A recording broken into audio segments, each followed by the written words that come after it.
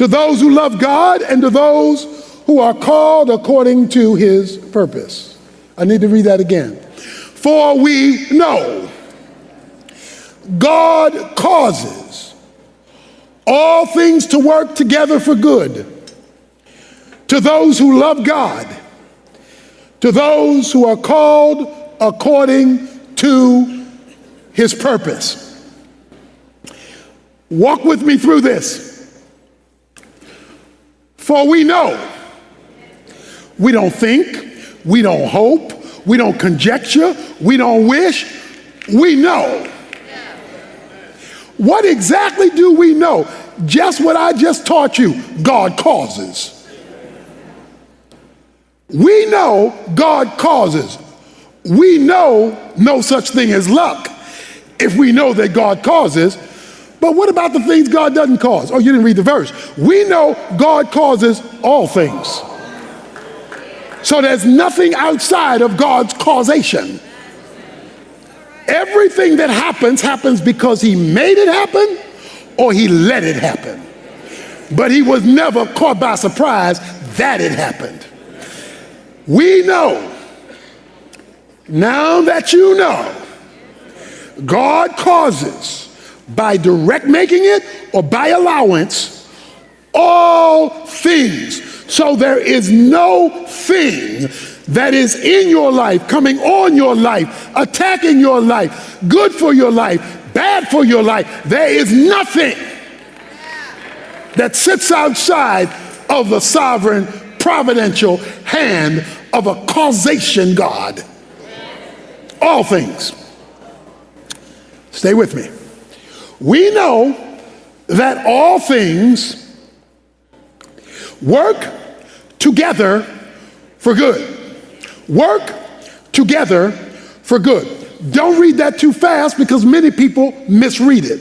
What many people think the verse says is that all things work together and are good.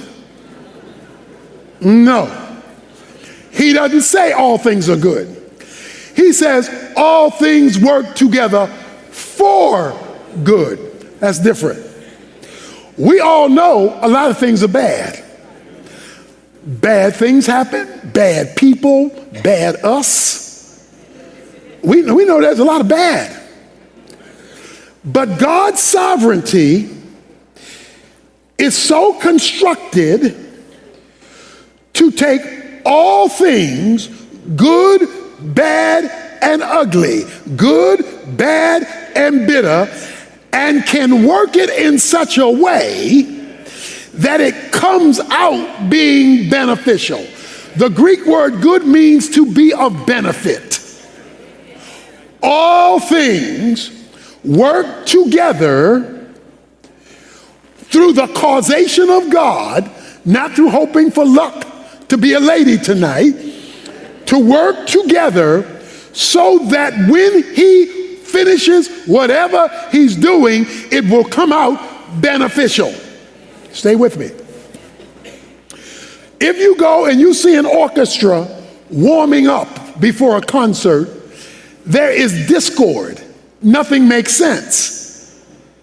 The guitarist is getting his guitar tuned up, and the percussionist is on the keys and getting things set up. Everybody doing their own thing. There's discord. That is until a conductor comes out. The conductor comes out with the wand. Pop, pop, pop, pop, pop. And all of a sudden, what was disconnected becomes connected, and now you got a sweet sound.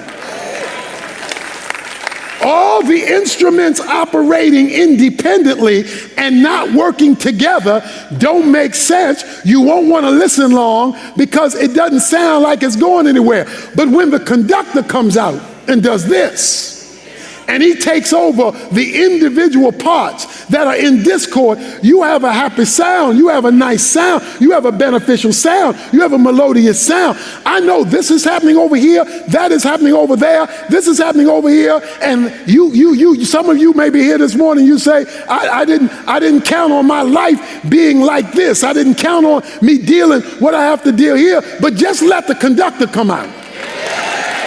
Because when the conductor comes out and he goes tap, tap, tap, all of a sudden that which was chaotic, I don't understand, it doesn't make sense, it's not fair. Maybe I need to call Joseph to come testify. Because if Joseph was in the house today, Joseph would say it wasn't fair. My brother sold me into slavery for no reason at all, put me in a pit to die, left me without water. It wasn't right. And then I finally get a good job and the boss's wife accuses me of rape when I didn't rape her. It ain't fair. And then I got thrown into jail for something I didn't do. It ain't fair. And then they forgot me in jail after I tried to help some of the prisoners out, kept me there for an additional 2 years. It's not fair. It's not fair.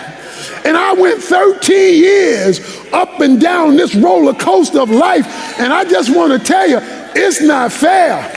But then he comes to Genesis chapter 50, and he comes to the conclusion of the chapter. And then he says to his brothers, y'all meant it for evil. Y'all were working against me. It wasn't fair. But let me tell you, you meant it for evil, but God meant it. God, watch this, meant it. You didn't hear me. God meant it. God meant it. God meant it for good. And God meant it for good to bring me to this place. He meant it for good to take me from where we were into Egypt, because he getting ready to birth a whole nation. So he used your junk. He used your abuse. He used you messing over me to accomplish his sovereign will. So if you being messed over, toe up from the flow up, you don't understand why it's going on, wait till the conductor shows up. Because when the conductor shows up, you're going to understand it was beneficial. Let me have Ruth come testify. Her husband died. She goes to take care of her mother-in-law. Her hope for a future, she's a Moabitess, is gone. But all of a sudden, Boaz comes along one day, and he sees Ruth gleaning in the field. He's attracted to her.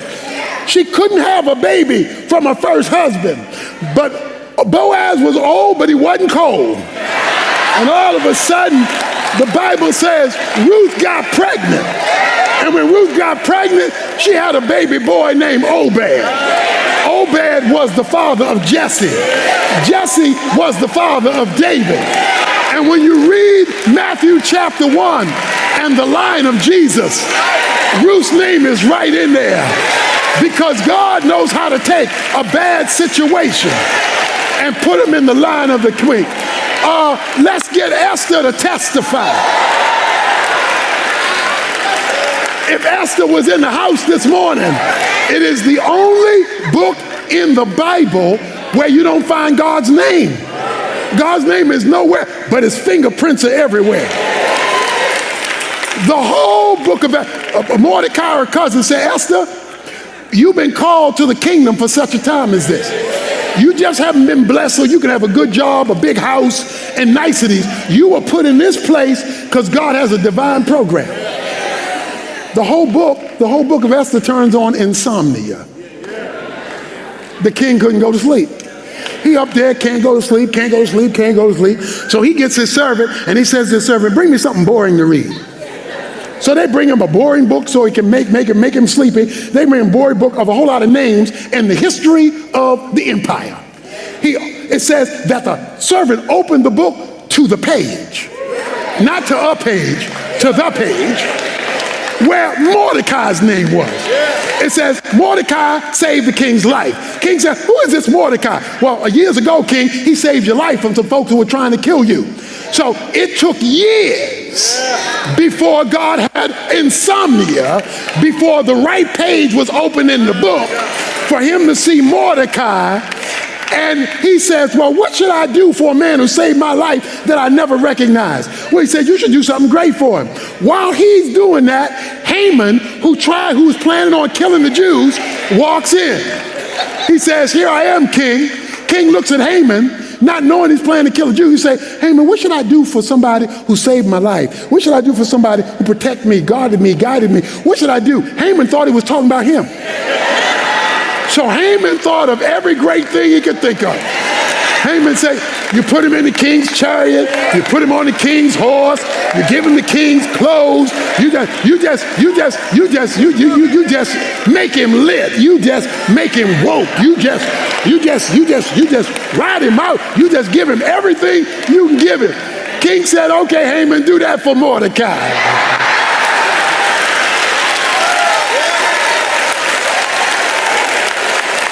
Because even when God's name is not front and center, even when you don't see him, his fingerprints are moving things and stirring things and turning things. You don't need luck when you got a God who can keep you up at night to save a whole nation. You don't need luck when you got a sovereign providential God. Okay, sit down. I ain't finished. Sit down. Okay, so watch this thing.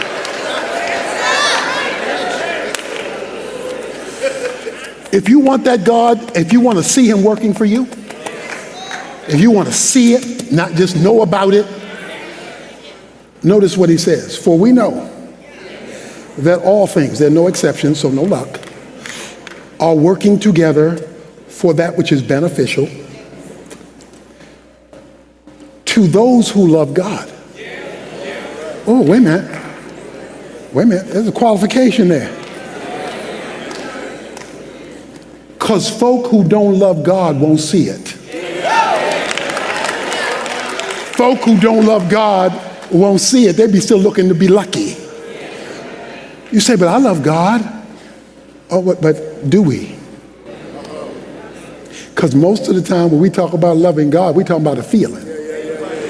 We're talking about, oh, I got, I'm in church, so I heard the song, I heard the sermon, and I'm feeling something, so I must love God. No, that was pizza.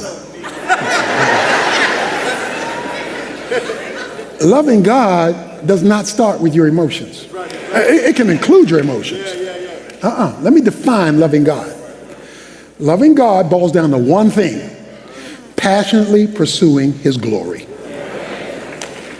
Loving God is passionately pursuing pleasing him. If there is no fire for his glory, which means the advertisement of his attributes, it would mean showing him off, it would mean demonstrating him. If there is no passion for that, you may have good feelings about God, but you do not yet love him. Without the passion to pursue his glory, his name, his advertisement, love has not yet taken root in your life. It may include an emotion, but sometimes you have to love God when you're crying. Sometimes you got to love God when you don't want what God is doing. But you make the decision to pursue his glory, and then you will see the conductor at work at whatever timing he has in place. He says, you must love God, and watch this, is a second qualification, and who are called according to his purpose. What is his purpose? Verse 29. For those whom he foreknew, he predestined to become conformed to the image of his son, so that he would be the firstborn of many brethren. Guess what God's purpose is? God's purpose is for you to look more and more like his son. For me to look more like his son. You have to understand, you and I are caught up into something much bigger. And what we're caught up in is the relationship of the Father to the Son. You read the book of John, and God, the Son says, the Father does all things for me.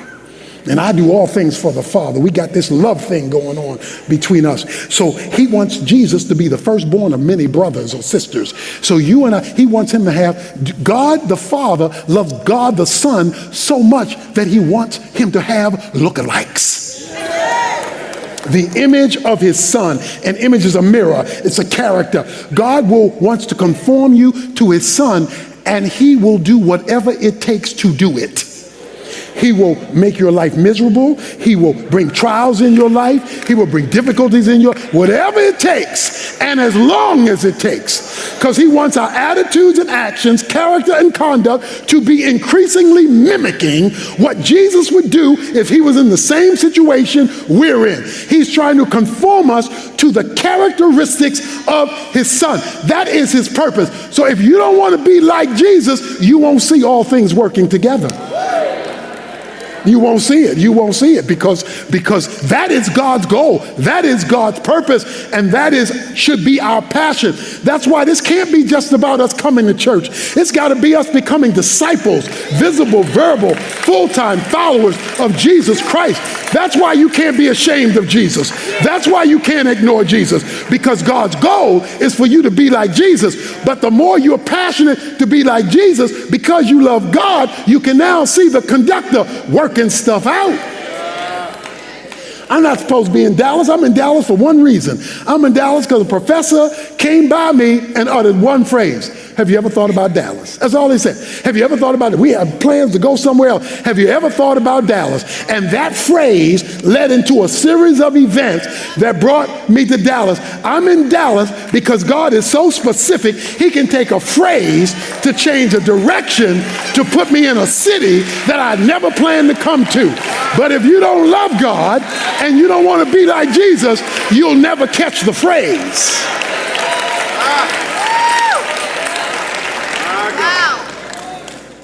But when you love him, his glory becomes your passion. Being conformed to Christ becomes your purpose. Then you will see the conductor wave the wand, and at the right time, see the supernatural benefit of the good, the bad, and the ugly.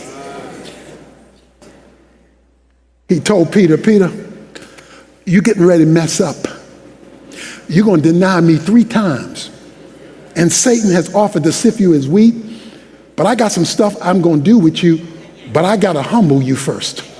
So I'm going to let the devil loose on you. I'm going to let him loose on you.